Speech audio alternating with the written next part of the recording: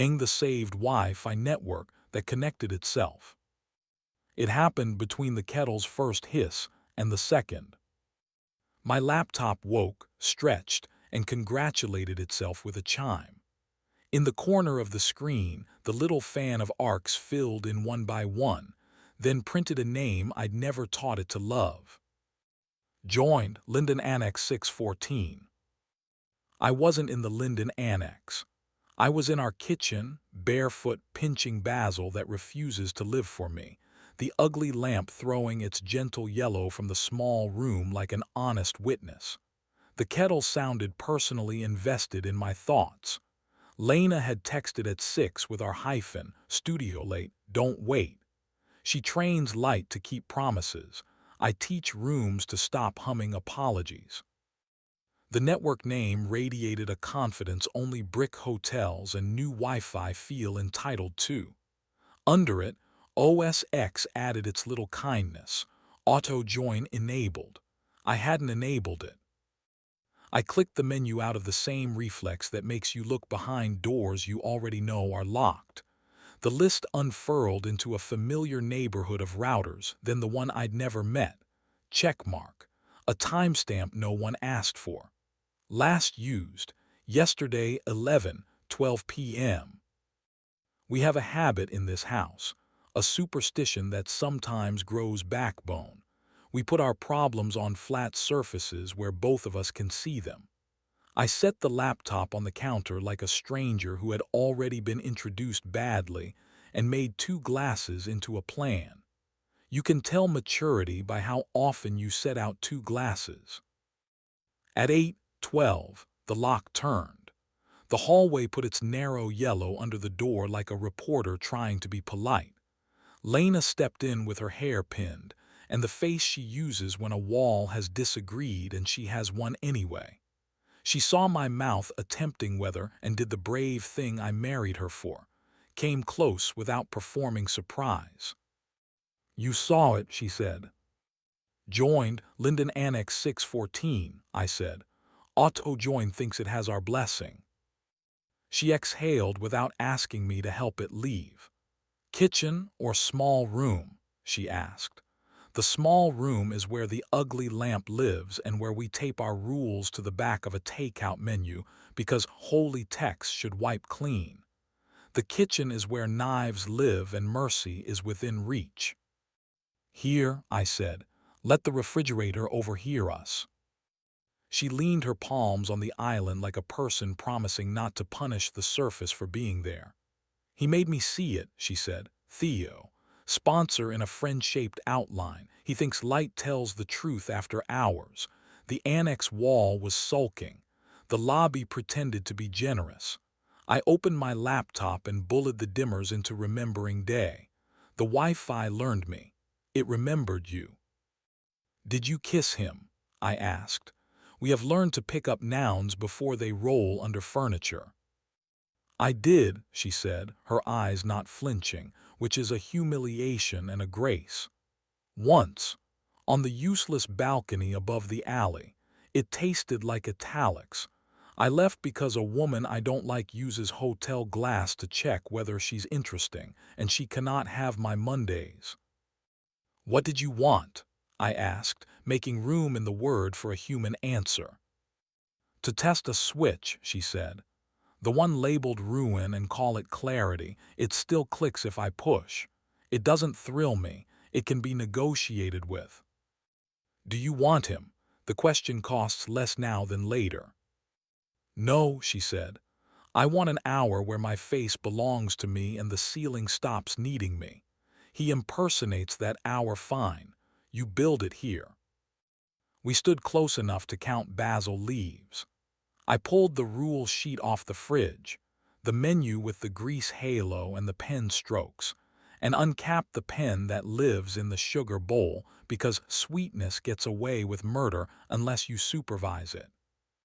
Truth before networks, I wrote. Lena nodded and added underneath in her careful hand. If a device learns to love a room, my mouth says its name here first. I wrote, if you think you have to kiss someone to learn you don't want them, Tell me before your body tries to publish. She underlined tell twice, like a warning that's hugging you. Storm or quiet? She asked, not coy code. Quiet, I said, then whether we mop together. We ate standing up, like people who know chairs make speeches. After, she came around the island and set her mouth under my ear where grammar resigns. My hands remembered their map, both hips, the square at the top of her spine that resets catastrophes. She stepped back onto the counter with the competence of someone who builds machines and the hunger of someone who refuses to be one. We were careful because spectacle is for lobbies. We were greedy because yes is a budget, and this is how we fund the rest. We stopped while we still had tomorrow to spend. We pressed foreheads and let breath turn into furniture. In the morning, the laptop asked me to trust it. Automatically keep joining Linden Annex 614. It offered, like a child who drew on the wall and wants to frame it. I clicked forget and felt ridiculous relief. Lena forwarded me the email she'd sent at midnight, no more after hours, photos at noon, boardroom or nothing. He replied with the sentence men practice until it fits, understood. He CC'd the building manager the way penance invites witnesses. A week of competence performed itself. I tuned a black box theater back to human. Lena coaxed a museum wall into letting noon be noon. At 1:11 a.m., when the chest rehearsal started its familiar monologue, she took my hand, placed it at the hinge where her neck decides to be back, and said quiet. The house obeyed.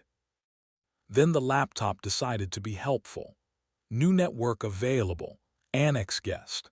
It chirped mid-afternoon while I was looking up whether Basil prefers shame. I closed the lid like you extinguish a rumor and texted Lena a photo of the plant pretending to be a tree. She sent back a picture of her hands in gaffer tape and the caption here. That here has become a sacrament. We failed anyway because people are verbs. A dry cleaner called to confirm alterations for a black silk that did not ask for my opinion.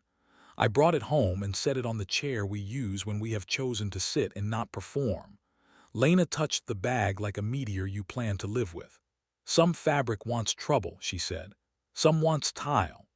That night she wore it with socks and said storm like a pledge. We obeyed. We stopped in time to keep desire solvent.